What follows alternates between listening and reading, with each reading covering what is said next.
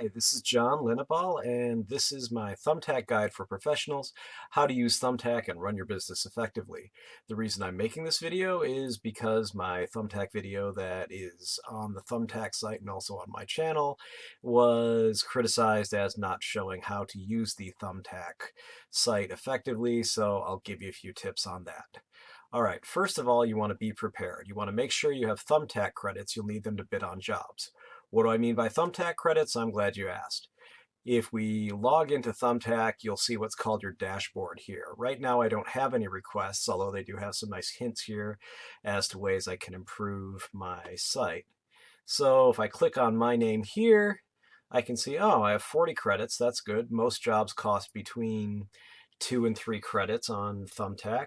And I can click on my reviews to see my reviews. I can change my settings by clicking here.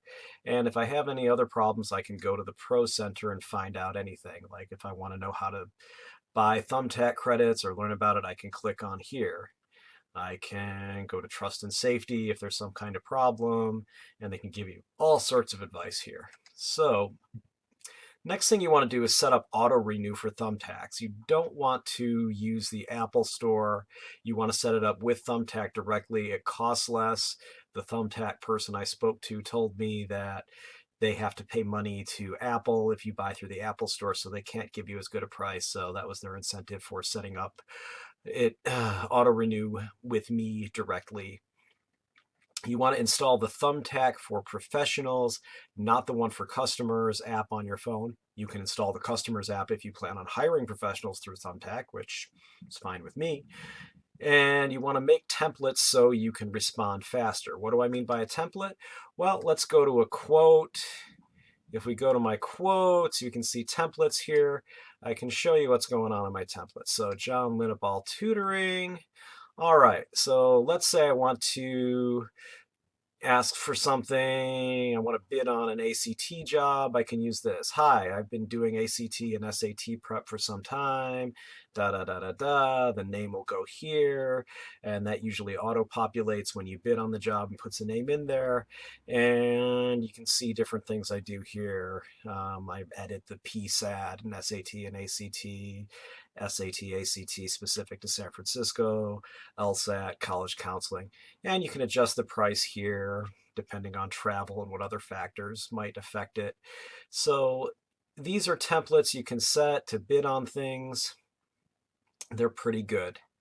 So if we go back to the requests here, when something comes up, it'll pop up here. It might say Joe S. needs a math tutor in Berkeley. And then you can click on that. Or Bob S. needs a plumber in El Cerrito. Then you could click on that. So that's a great way to get leads, is to just come and check in and make sure that you have your settings set to what kind of requests you want. So if we click on settings here, we can see account, request types, travel preferences. Okay, request types, you can see the things that you might choose. So it'll ask you what profession you're in, what kind of things you do here. So ACT, algebra, college admissions, elementary school math, etc. So those are some things that you might do. Going back to settings, we might say travel preferences. Well, okay, so you set a radius from your business's address. I could say 50 miles. I could say to, 3/4 of a mile to, I think it'll go as far as 150 miles. Okay, not going to go 150 miles. So anyway, back to the requests and back to my presentation here. You want to be fast. You want to be first. Okay, when you get requests, you can get them in your email. You can get them texted to you. They'll also come to you through the Thumbtack for Professionals app. I suggest that you set it so you receive all of those things, because sometimes the text will get there first, sometimes the app will go first, and sometimes you're not with your cell phone, so you might want to check it through your email. So if you check it through your email, you can go here. Here I see one, it's Elena C. needs a reading and writing tutor in San Jose. So if that comes in your email, you can click on that. You want to get on this. If it's something that you want, do it as quickly as possible.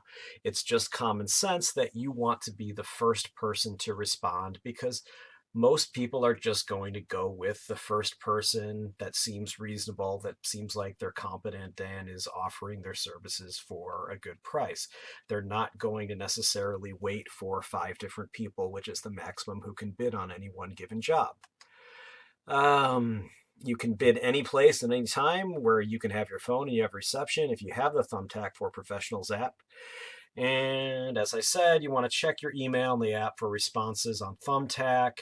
You might also get requests through your website if you have one. If you don't have a website, you should get one. Craigslist, you should always put up ads on Craigslist. It's free and people still use it. And then you can get in touch with people using your cell phone. So next thing you do is you want to be personal. We saw with the templates that the customer's name usually auto-populates, but it doesn't always, or the person may have typed in all lowercase letters. You don't want to respond with their name in all lowercase letters because it makes you look a little bit sloppy. And even if they're okay with being sloppy when they send something out, most people want to see their name typed correctly when you respond. You want to make sure that you address the concerns listed in the request. If they're saying, I have a problem with the SAT math, make sure you say, I've done SAT math. If they're saying, I have a roof leak problem, say, I'm a roofer who specializes in fixing leaky roofs, not leafy roofs, leaky roofs. And, excuse me. Don't be afraid to ask questions before quoting. There is a way to ask for more information on a quote. Let's see if that's here.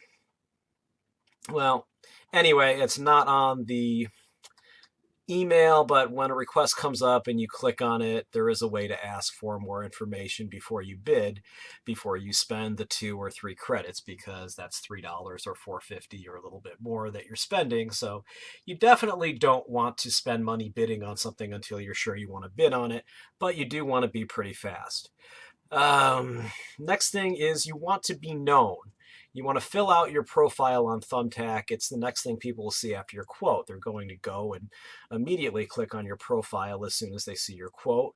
My profile's right here. I have John Linneball Tutoring and this other one that's a dummy that kind of I ended up making by mistake. But anyway, here's my profile. You can see links to videos I've done. There's me. Here are some questions that they ask that you can fill in. How does your service stand out? What do you enjoy about the work you do? There's lots of those. So I can edit that. I can go on. Okay. You can put how long you're in business, how many employees you have, how far you're willing to travel. It'll say how many times you were hired. So there's more question and answer things. You know, how did you get started doing this work? What advice would you give to a customer? And here are reviews. These are really, really super important because what people are going to trust most is not what you have to say about yourself, but what other people have to say about you, especially people who aren't obviously your friends or your family or your romantic partner or whoever else might say nice things about you that don't have anything to do with how good you are at doing your job. So those are things you can all edit on your profile. You definitely want to have that. You also want to get a website. Okay, websites do not cost very much to have. In fact, you can get lots of websites for free. If I just type in, okay, free business website, boom, look at all these results. You can get Wix, Webs, Vistaprint websites, everybody's in on it. When I did this search first looking for a website, I ended up finding Weebly. I like Weebly because they will let you do a website for free and you can name it whatever you want and it'll be yourname.weebly.com. And for not very much money, you can just upgrade it to just that site, not Weebly.com, and they'll register it for up to about 10 years. It costs me about a little more than $200. So here's my website. JohnLinneball.com. Here you go. They give you a nice background. Here's everything I can put on here about myself. Here's my contact information. Here's the about section. Here's my contact. Here's my blog. It's a great idea to do a blog so people can see what you know and get to know your personality. If they like your writing style and they like the information that you give, they're much more likely to give you their business. So you want to get business cards. They're cheap. You can get them through Vistaprint, Moo, probably tons of other ones. You can do a Google search on something like free business cards. And there's lots of ones that will give you cards and quotes for free. And they'll say, oh, just for the shipping and handling. One piece of advice is if you're going to get the free business cards through Vistaprint, don't, because they do have the little ad on the back saying this was got for you. Get your own free business cards at Vistaprint. Pay a little bit more through Vistaprint. Get the ones that don't have the advertising on it. I ordered literally 10,000 business cards for about $200, so it's not much. That works out about 2 cents a card. You should be able to handle paying 2 cents per card for business cards that have a nice glossy finish and a nice design on it and weren't obtained for free. All of these things make you look just that much more professional. Get a Yelp site. You want to register your business on Yelp. It's really easy to do. You can go to the main Yelp site and they'll have a thing about businesses. You can create your free business. You can create your free account for this. They'll show you how to create your Yelp business account. Yeah, go to Yelp for Business Owners up top. So you can go to your own business site and you can log into that. Let's see, if we log in, here we go. So here's my activity. It'll show you user views, customer leads, blah, blah, blah on Yelp. It'll show you who clicked on it. It'll show you the reviews on Yelp. So here you go. Here are my reviews on Yelp. Here's my customer Annie and JC and Victoria. So these are all great ways to get reviewed on Yelp. And I'm going to log out of Yelp. And you can go to Yelp. Well, you could just go to Yelp. Ha ha ha. Okay. You can look yourself up just to see what it looks like from the customer side. So I'm going to look myself up in San Francisco here. And okay. So that's not where I wanted to go. Oh, I clicked on sign up. Ha, ha, ha. All right. So we're going to look for me here. Here we are. Here's me. So we can see the same reviews, and you can put in a review. And please don't review yourself. It's tacky. People have been sued by Yelp for reviewing their friends' sites or reviewing their own site, placing fake Yelp reviews because it diminishes the value of Yelp's brand. It's arguably fraudulent. It could be an unfair business practice under California law. By the way, I'm not licensed to practice law in any state right now, so please don't take this as legal advice. But anyway, just please don't. At the very best, it's tacky. At the worst, it's illegal and get you sued. So don't write reviews of your own business. All right. So getting back to my presentation here. You want to get a Facebook business site? It's free. Facebook wants to give you everything for free, just like Google and just like Yelp.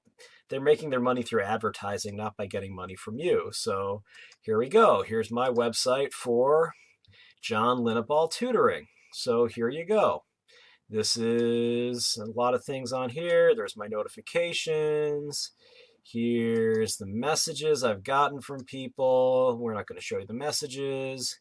Here's insights. It'll tell you who's looked at things, including videos that I put up and engagements and things like that. So it's all pretty good. And you can get reviewed on here too. So you can see I have 2 reviews here. So here's a couple of reviews. And okay, oh, I have 3 reviews. Okay. Um, hmm.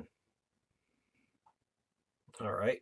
But only two of them have registered. Anyway, that's fine. So what we're looking at here is basically just what I have for my Facebook page for my business. All right. So getting back to this, you want to get a YouTube channel like the one that you're looking at. If you're watching this, you probably have looked at my YouTube channel or you're looking at it on Facebook perhaps. You want to be part of online culture. You want to get a profile on LinkedIn, Facebook, Google, Reddit, Tumblr, lots of things like that. Google Groups, Google Plus. I've got a Google Plus thing for my business besides my personal Google Plus. So you can see copies of my videos on here and other things I may be posting in the future. Those are all things that are going to help you. Be accessible. You can get a business number. Google Voice is free. It can forward to your cell phone. There's an application for that that's also free. And it can also accept texts. It's not perfect. You can also get things like Uma, which costs about $15 to $20 a month, plus some startup costs. You know, the Uma unit costs, I think, about $100 or so. And, you know, that way all you have to do is basically have some kind of high-speed internet access, and you have a phone that will forward messages to your email that you can access from anywhere. Also, if you have DSL, you have a phone line anyway, so you can use that phone line as a regular landline for your business. You can advertise on Craigslist, as I've said. Those things are free. You can get a business email. Gmail is free. Custom email that matches your web domains, about $5 a month. And as I said before, you want to be first. Respond quickly. So if you don't know what Craigslist looks like, let's see. We can get you on Craigslist. Here's sfbay.craigslist.org. So here you go. You can go to classifieds. You can go to all sorts of things like jobs. Probably if you are on Thumbtack, you're going to want to have the services. So here you can click on any of those things. You can click on your account, make your own account, post your own things from there. So this is Craigslist. If you're in San Francisco, try sfbay.craigslist.org. Otherwise, you can just go to www.craigslist.com or .org, and it'll take you to your local Craigslist. Getting back to this, you want to be honest and professional. You don't want to promise something that you can't deliver. Also known as what one of my former bosses said, which is under promise and over deliver. Why? It's really simple, because if you promise more, people expect more. If I invited you to my home where I was going to make some homemade pizza, which I make, and I told you, this is going to be the best pizza you've ever had in your life. It's better than something Wolfgang Puck or somebody in Italy could make. And you had it, you'd be like, this is okay, but it's not that great. But if I said, hey, I'm just going to make you some pizza and it's pretty good, and you had it, and you'd say, wow, this is pretty good. I thought it was just going to be some bread that you put sauce and mozzarella on, but no, wow, you made a fresh crust, and it's got sauce on it. Wow, this is about as good as what you can get at most pizzerias. Wow, holy cow. See, in the second case, you would be much happier because I over-delivered. I just said, it's okay, and it turns out to be pretty good. Next thing is, do what you said you would do. Makes sense, right? If you promise to do something, just do it. If you make a mistake, just admit that you made a mistake and do what you have to do to make it right. If it's doing the job over, if it's giving somebody some money back, if it's apologizing, just do it. Reasonable people don't expect perfection, but they're not going to accept excuses in place of actual performance. I mean, think about it. Do you really want to know about the pizza delivery person's personal life when they're late with your pizza or it's in really awful shape? No, you don't. Same thing goes for auto repair. Same thing goes for any kind of service you have. If my car isn't fixed when I need it fixed, I'm not going to care about the personal problems that auto mechanic is having. So just please perform if you can. And you want to look, act, and speak and write in a professional way. I'm not saying you have to be stuffy. You don't have to be, oh, well, good day. How are you today? Oh, it's a lovely day, isn't it? You don't have to act like some British aristocrat or something, but you should sound intelligent and professional. You should look clean. You should look like someone that you would want to invite into your home. You don't want to be stuffy, but you don't want to be scummy either. You want to be friendly. You want to look like a nice person. And you want to be reviewed. We've already talked about the reviews on Yelp and on Thumbtack. You want to ask your customers to review you on Thumbtack, Yelp, Facebook, and other sites. You can make an email with links. If we go back to Thumbtack here, you can even go to the reviews and you can see where the reviews are. And you can ask people for more reviews, which you can do by going to the Pro Center. And all right, we can look for reviews. And okay. We can do a lot of things on here, like troubleshooting, create an update, reviews and credentials, reviews. So you go on here, you can get reviews from Thumbtack customers, you can get reviews from non-Thumbtack customers. So let's say you got some business before you went on Thumbtack. You can log in, you can select your profile, you can go to edit your profile, and then you can go to manage reviews on the right. So, okay, so let's try that. We can go here, we can go to the profiles, we can go to my profile, and go to edit profile, and we can go to manage reviews. All right, so here we can manage the reviews, we can send a URL out and ask people to review our website here. So that's one way we can do that. All right. You can also copy and paste reviews if you're writing a review for somebody. So that way you only have to write one for Thumbtack, Yelp, and Facebook. You can include the link that you get from managing your review in an email and just ask them, could you please review me on Thumbtack using this link, and then give them a link to your Facebook business page and your Yelp page. And you can ask them to write a review and copy it. Just write one review, perhaps in Microsoft Word or whatever word processing program they have, and then just copy and paste it. And you can always ask them, hey, please refer any friends who might need the same kind of business to me if you think I did a good job. Again, as I said, don't ask people who haven't used your service to review you. It's unethical. It'll get you sued. Don't write reviews for people whose business you haven't used for the same reason. And you want to respond kindly but firmly to bad reviews. If somebody makes an unfair review, you're probably not going to be able to get it taken off, but you can say, well, this person never actually used my services if it's outright fraudulent. That one you might be able to get removed if you can show that they never used your service. You can say, well, this person asked for this, that, and the other thing. I delivered this, that, and the other thing. They're complaining that I didn't provide something else that cost extra money, that I said would cost extra money.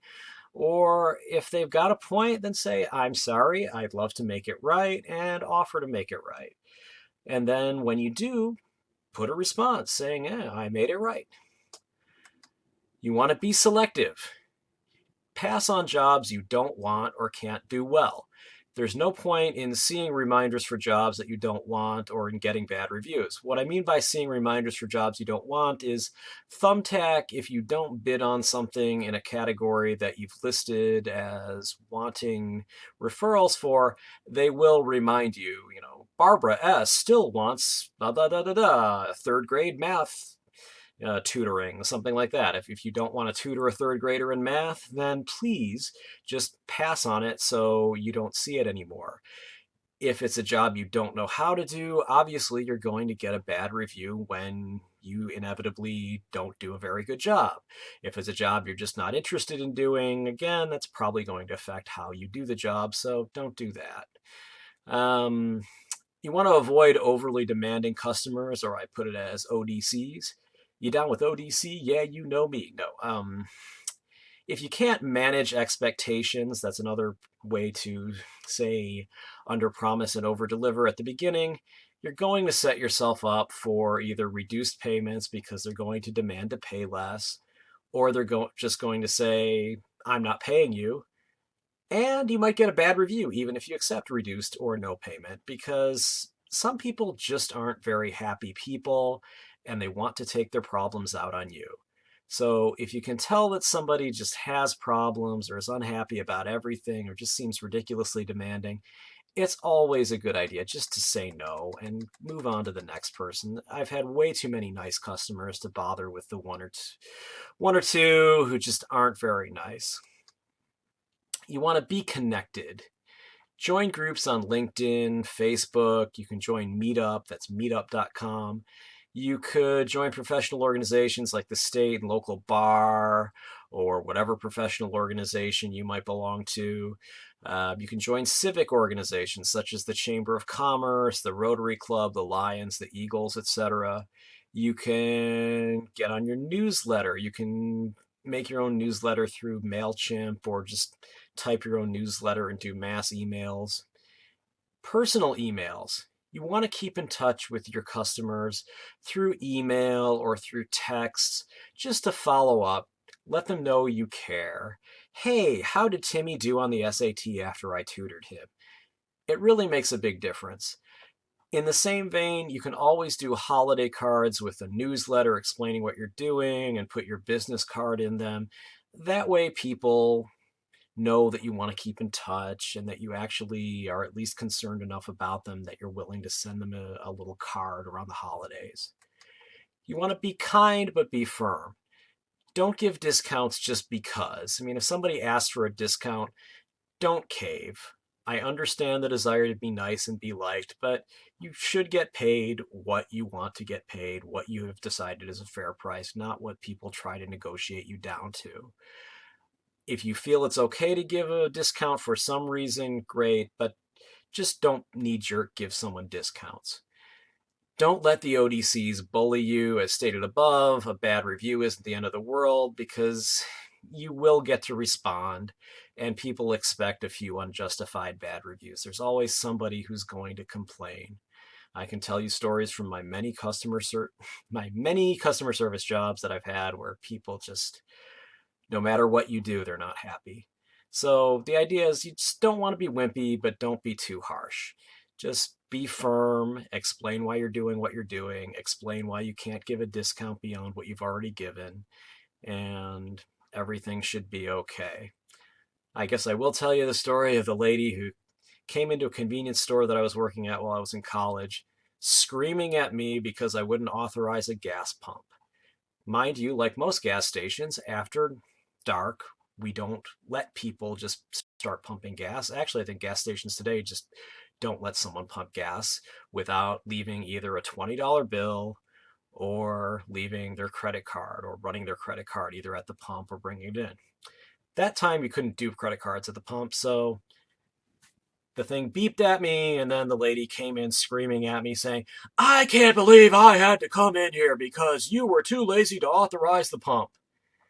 Of course, I said, well, actually authorizing the pump involves reaching about a foot in front of me and touching a button, but I have to have you come in at night. And she didn't believe me and screamed at me and complained to my manager the next day, who promptly laughed at her because he knew I was following protocol. So don't let people intimidate you with a bad review or saying they're going to complain, because if you're doing what you're supposed to do, it's not going to get you in trouble.